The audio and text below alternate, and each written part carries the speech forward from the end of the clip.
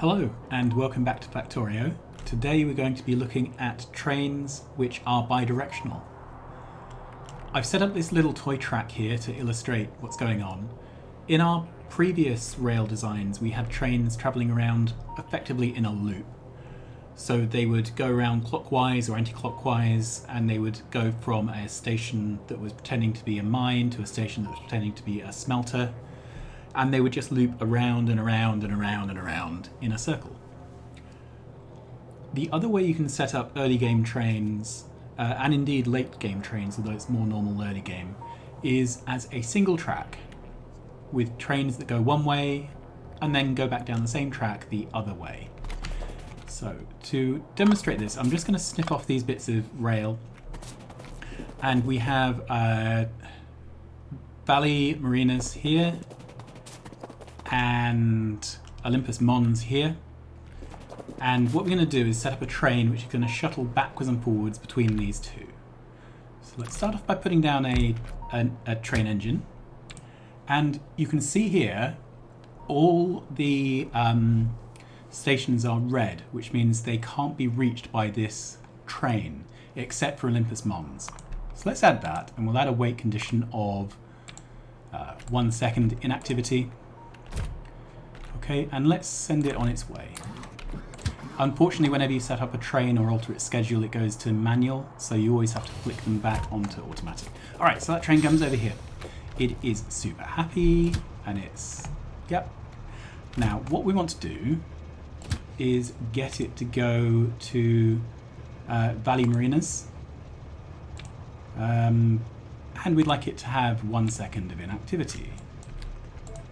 Brilliant. Except, do you see it's coming up with no path? That little tiny red that's going up the screen says no path. That's because train engines can only drive forwards, and forwards for this is pointing to the right. However, although the engine is pointing to the right, we can add a second engine to the same train. See, they're linked with a little green hook there. That means they're considered part of the same train. And now this, if we put it in automatic and hop on, this engine is pulling us to the left. It gets to the station, the 1 second of inactivity happens, and then this engine pulls us to the right. And backwards and forwards. So this is now shuttling backwards and forwards between two of the landmarks on Mars, and everything's right with the world. And it doesn't matter where you have the engines facing different directions in the train, as long as that there are engines pointing both directions. So let's do this the other way around. This is going to point to the left, this is going to point to the right. And it's going to shuttle backwards and forwards between Phobos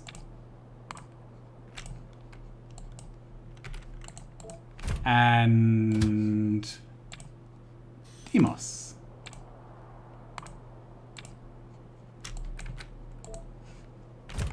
Okay, and we'll set this on automatic, and that one goes backwards and forwards. Waits for a second, goes back.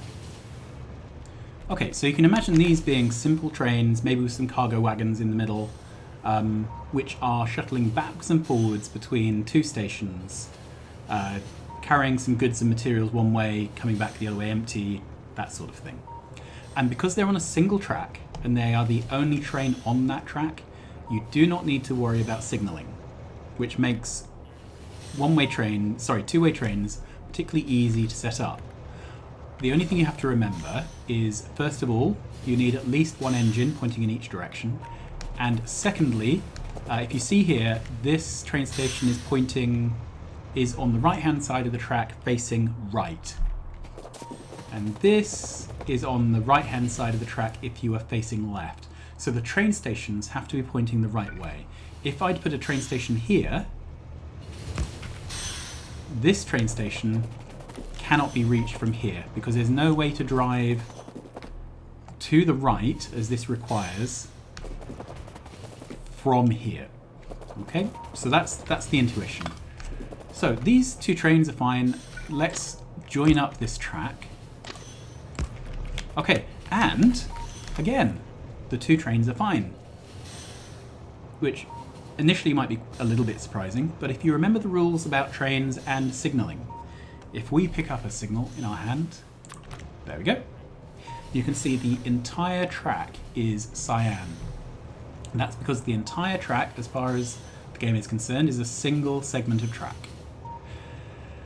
So, the rules for segments are a train may not enter a segment past a signal if another train is in the segment. But that's not happening here because the trains have not passed a signal. So the trains are both perfectly happy to go up and down in the same bit of rail, the same coloured block of rail, but they don't smash into each other because of the accident of their train schedules not actually crossing. And this is actually not too uncommon when you're first setting up one-way rail. These kind of things happen and your trains work by accident and all is good with the world. However, because we are engineers, we are going to try and improve the situation. What we're going to do is try and isolate the stations. So this little spur of track here, what we're going to do is make this its own colour. And of course we do this with signals. So let's put down a full rail signal and we'll put it down there. Good. Right, so that's down there. It's a full rail signal. It's, if you remember the rules before, you put down rail signals after any split in track and you put down chain signals before any split or merge in track. So this train is now saying no path. And the reason is, this signal here, you can see it's on the top half of the track and it's got the yellow marks saying direction to the left. So if I pick this up, you can see that the rail here only has room for more signals on the top half of the track. And this is indicating that this track is now a one-way segment. So this spur of track here will only allow trains to travel to the left. The way we tell the game that we want a bidirectional segment of track is, do you see there's one place for a signal here which is boxed in white rather than green? And when I highlight it, you get a green box here. And what that does is say that this region of track is bidirectional, so the train can go either way on this segment of track. Alright, so what's going on now? This train is shuttling backwards and forwards. It's quite happy. No other train is in its block. This train wants to go over here, and it's unhappy. And when we pick up a signal, we can see why. There is a single block here in magenta, then there's a single block in cyan, which is the whole of the rest of the track. And this train is occupying the cyan. So what we would need to do is isolate this train. And we will isolate it in exactly the same way. So our chain signal is what we would use going in towards a junction there. Okay, and that's held this here. And a full signal is what we'd use on the way back. So let's watch the behavior of these trains. This train gets stuck here. This train then crosses into this parking spot, and this train can now proceed. This train now comes out, and this train goes there, right? So you get the idea.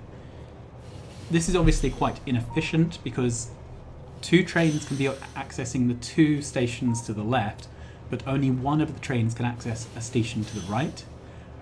And you've guessed it, the way to fix this is to add more signals, and it exactly as before. So this is a chain signal going into the junction. This is a full signal coming out. I should have put these on my hotbar by now, shouldn't I? Let's do that.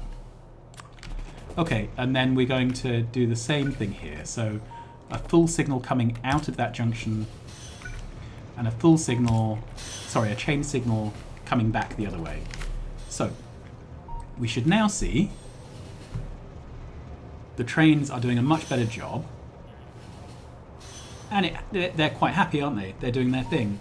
Now, it turns out that although it looks like they're doing their thing independently, there's this single chunk of magenta in the middle, right?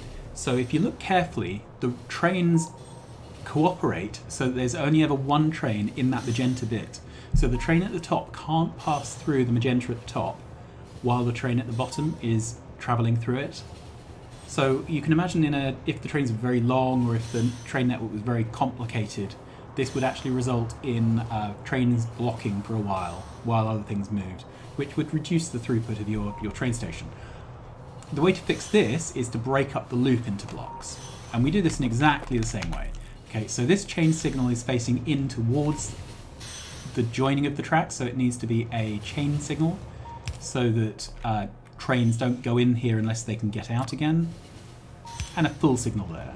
And then similar, now, this is interesting. Do you see these are flashing? Okay, that's a quite common thing when you're placing down chain signals. What it means is the chain signal is wigged out. It doesn't know what it's supposed to be looking at. And the reason is, do you see this is still a single piece of magenta? So this chain signal is saying, well, what do I look at next? But when it calculates what to look at next, it is in its list of things that it should look at next. So it doesn't like that. So what you need to do is add more signals, right? So this is going into the junction, and this is coming out of the junction, and you see these are now happy because this chain signal now has a full signal here and here that it can look at to decide whether it should be ready to let trains through or not. So we have another chain signal here going into the junction and a full signal coming out, and we have a full signal coming out of the junction and a chain signal going in. So that is our network signals, and you can see now that the magentas at the top and bottom are distinct blocks because they're separated by these two bits of cyan. So trains can now, on the top rail, be in the top magenta at the same time as a train on the bottom is in the bottom magenta. And all is right with the world. Let's make it more complicated, because trains are cool. We should try and do cool things with trains. Okay, let's make a slightly different shaped train. Okay, so we'll have one of those. We'll have one of those. And we'll have one of those. And it's very kindly put the trains facing opposite directions.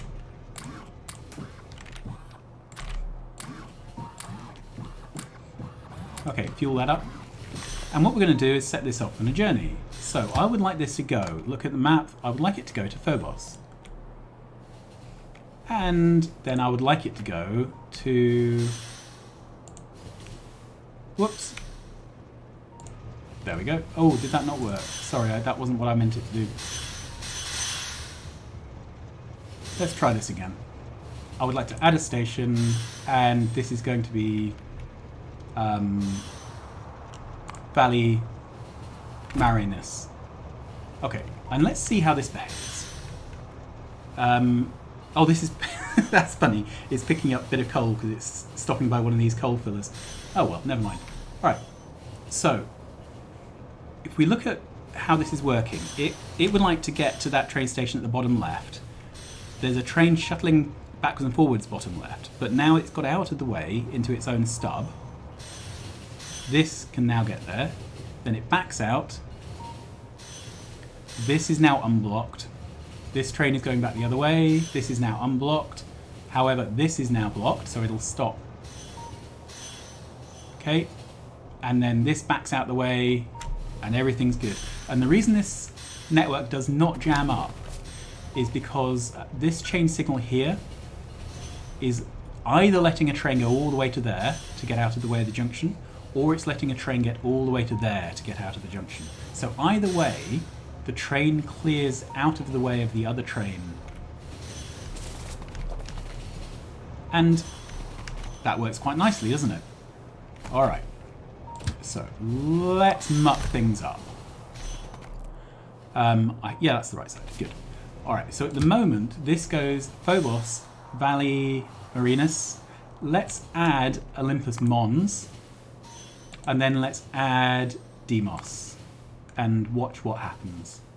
Okay, so what this should do is travel down there, travel up there, travel there, travel down there, travel there, and then carry on doing the loop. So let's see what actually happens. Okay, so this is now out of the way. This goes down. Now this is going up. as soon as that's cleared, this can go forwards. This is going right, which clears the way for this. This is now left, pathing. And then this needs to go across the top. This is trying to go across the top to the left. This is trying to go across the top to the right. And our train network has deadlocked. This is very sad. And it's a normal thing which happens when you have too many trains trying to path in the same places on a one-direction network. And this is why either you do incredibly complicated setups with one-way networks, or you use two rail tracks in parallel, one moving one way and one moving in the opposite direction, and you keep each individual piece of rail travelling in just one way. Now, there is no simple fix to this. The fix you would use if there was enough room in the rail would be to set up a passing place here. And I think maybe I'll set this up for illustrative purposes. So a passing place just needs to be long enough to fit a train in, which these are. To make that work, let's send this train to here. Good. And then let's send this train to here. Cut that so it can't move. Okay, then I'm going to take a... good. Let's take that off. Okay, so that would go down about there. I'm just trying to measure things out, okay? There. Alright. We can join that back on. And good, that's off to Olympus Mons. Cut that. Have I picked up everything I need? Yep. So you can see how doing this kind of surgery in real life rather than in a creative mod would be tricky. And you see how that's found a route traveling that way? Alright, let's move these over.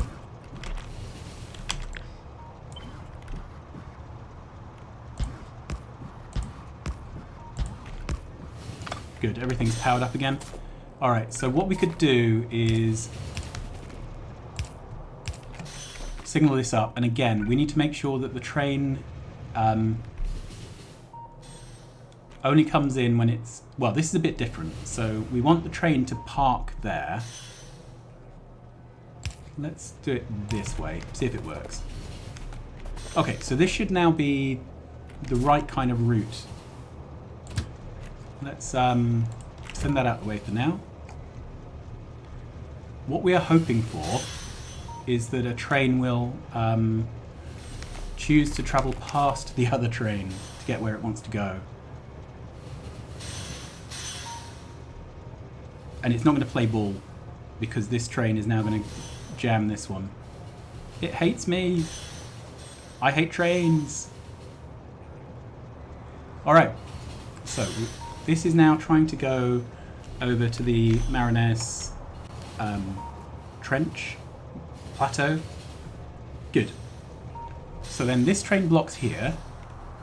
This train goes over, and I didn't make the siding long enough, but you see how if it had been long enough, this would have travelled through underneath because we've made a siding. So on that note of dismal failure, I'm going to leave the tutorial here. But I hope you've got the general idea. When you're doing two-directional trains, you have your signals on the opposite side of the track. You have to use chain signals in lots of places. You have to put in passing places if you have trains which will have contention for the same stations. And it's a lot quicker to initially set up, but really easy to end up with deadlocks. Actually, I am going to... Sorry. I can't walk away without this working. Let's put some coal in and put this back on automatic. Okay, and see if it will work. So this should now be pathing over here. That's it. Then this train waits in the passing, and then that goes round. This is over here. This wants to go to the bottom right. It goes to the bottom right. This wants to go to the bottom right. This wants to go to the bottom left. And because there's no passing place, because we haven't built one like at the top, this jams. Okay, so that's where I am going to end, because we showed the proof of concept. Thank you very much for watching. Trains that go both ways are a little bit tricky to set up. They can go wrong in exciting and unexpected ways.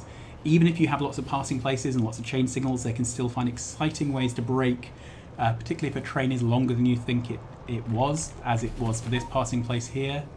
But they are really good fun, and I have seen mega bases built around bidirectional trains, which is pretty freaky.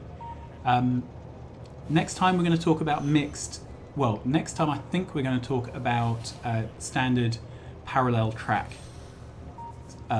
arrangements, which don't have these issues but have other issues. So, but that's it for today. Thanks for watching. Like, subscribe, tell your friends, and come back to learn more things about trains in a future episode. Bye-bye.